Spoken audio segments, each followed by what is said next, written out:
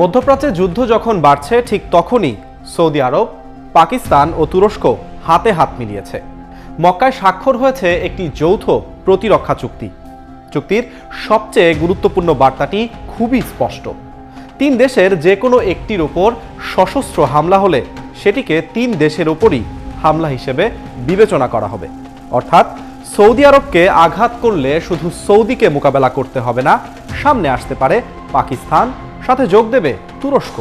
তাহলে প্রশ্ন হলো, প্রথমত হঠাৎ কেন এই তিন দেশ একই ছাতার নিচে এলো? দ্বিতীয়ত, এটা কি ইরানকে ঠেকানোর প্রস্তুতি, নাকি ইসরায়েলের ক্রমবর্ধমান সামরিক তৎপরতার বিরুদ্ধে নতুন নিরাপত্তা কাঠামো? আর সবচেয়ে গুরুত্বপূর্ণ প্রশ্ন, এই চুক্তি কি মধ্যপ্রাচ্যের পুরনো শক্তির ভারসাম্যই বদলে দিতে পারে? এই সমীকরণটা বুঝতে হলে আমাদের পেছনে ফিরে যেতে হবে। প্রথমেই দেখি কেন এই তিন দেশ এক ছাতার নিচে। সৌদি আরব, পাকিস্তান ও তুরস্ক তিনটি দেশই মুসলিম বিশ্বের গুরুত্বপূর্ণ শক্তি, কিন্তু তাদের সামরিক সক্ষমতা একরকম নয়। তুরস্কে রয়েছে ন্যাটোর অন্যতম বৃহৎ সামরিক বাহিনী, তেমনি প্রতিরক্ষা শিল্পে তুরস্কের সাফল্য ঈর্ষণীয়। আর সৌদি আরবে রয়েছে বিপুল আর্থিক সক্ষমতা, আছে তেল ভান্ডার, আছে মধ্যপ্রাচ্যে রাজনৈতিক প্রভাব। অন্যদিকে পাকিস্তান একমাত্র মুসলিম রাষ্ট্র যাদের আছে পারমাণবিক অস্ত্র। অর্থাৎ তিন দেশের শক্তি তিনটি ভিন্ন জায়গায়। তুরস্ক দিতে পারে আধুনিক প্রতিরক্ষা প্রযুক্তির সামরিক সরঞ্জাম, সৌদি আরব দিতে পারে অর্থ ও আঞ্চলিক প্রভাব, আর পাকিস্তান দিতে পারে সামরিক অভিজ্ঞতা ও কৌশলগত প্রতিরোধ ক্ষমতা। এই তিন শক্তি যখন একসঙ্গে আসে তখন বিষয়টি আর শুধু একটি কূটনৈতিক তৎপরতায় সীমাবদ্ধ থাকে না। এখানেই চুক্তিটির মাহাত্ম্য। এবার দেখা যাক ইরানের এ বিষয়ে বক্তব্য কি। চুক্তিটি কি ইরান বিরোধী? এখানে বিষয়টি একটু জটিল। চুক্তিতে কোনো নির্দিষ্ট দেশের নাম করে শত্রু ঘোষণা করা হয়নি। তুরস্কের এক কর্মকর্তা বলেছেন, এটি মূলত প্রতিরক্ষামূলক এবং নির্দিষ্ট কোনো দেশের বিরুদ্ধে নয়। কিন্তু বাস্তব ভূ রাজনীতি ভিন্ন কথা বলছে, কারণ তিন দেশেরই ইরানের সঙ্গে সম্পর্কের সমীকরণটা একেবারেই ভিন্ন। সৌদি আরবের জন্য ইরানের সামরিক সক্ষমতা এবং আঞ্চলিক প্রভাব দীর্ঘদিনের নিরাপত্তা চিন্তার কারণ। একই সঙ্গে ইরানের বিরুদ্ধে সরাসরি সামরিক জোট তৈরি করাও সৌদি আরবের স্বার্থে নাও হতে পারে, কারণ রিয়াদ জানে ইরানের সঙ্গে সরাসরি যুদ্ধ হলে পুরো উপসাগরীয় অঞ্চলের তেল অবকাঠামো, বন্দর এবং বাণিজ্যিক রুট ঝুঁকির মুখে পড়বে। তাই চুক্তিটির লক্ষ্য সম্ভবত যুদ্ধ শুরু করা নয়, বরং যুদ্ধ ঠেকানোর সক্ষমতা তৈরি করা। সেক্ষেত্রে ইরানের প্রতিক্রিয়াও তাই গুরুত্বপূর্ণ।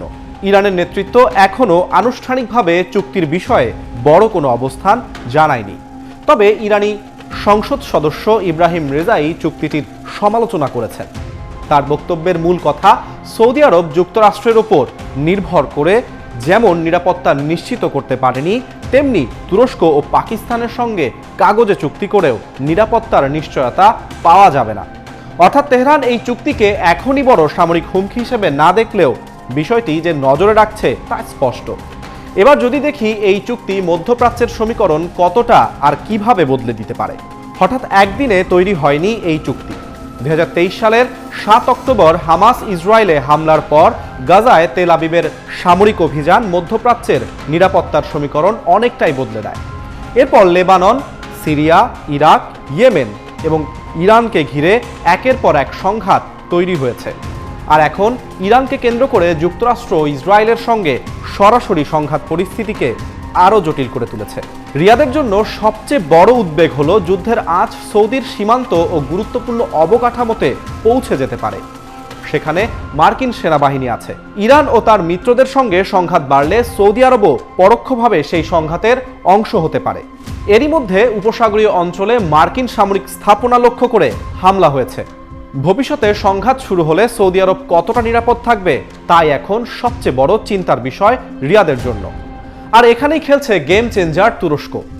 আঙ্কারা দীর্ঘদিন ধরেই মধ্যপ্রাচ্যে নিরাপত্তা কাঠামোতে যুক্তরাষ্ট্র ও ইসরায়েলের দাদাগিরিতে চোখে চোখ রেখে মনস্তাত্ত্বিক লড়াই করছে।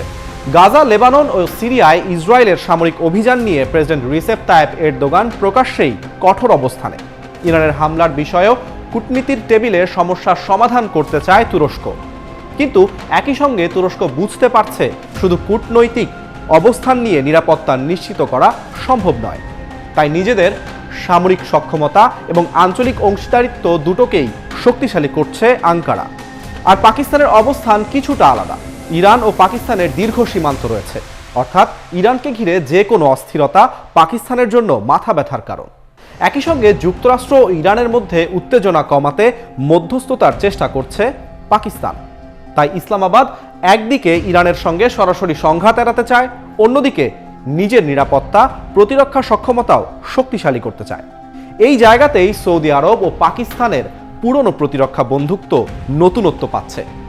এবার তাতে যুক্ত হলো তুরস্ক, অর্থাৎ আলাদা আলাদা প্রতিরক্ষা সহযোগিতা এখন একটি বৃহত্তর ত্রিপাক্ষিক কাঠামোর দিকে যাচ্ছে।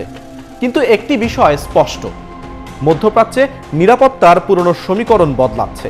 ইরানকে ঘিরে যুদ্ধ, হরমুজ প্রণালীর ঝুঁকি, গাজা ও লেবাননে সংঘাত এবং যুক্তরাষ্ট্রের নিরাপত্তা প্রতিশ্রুতির উপরও আঞ্চলিক দেশগুলোর পরিবর্তিত দৃষ্টিভঙ্গি, সবকিছু মিলিয়ে নতুন একটি বাস্তবতা তৈরি হয়েছে।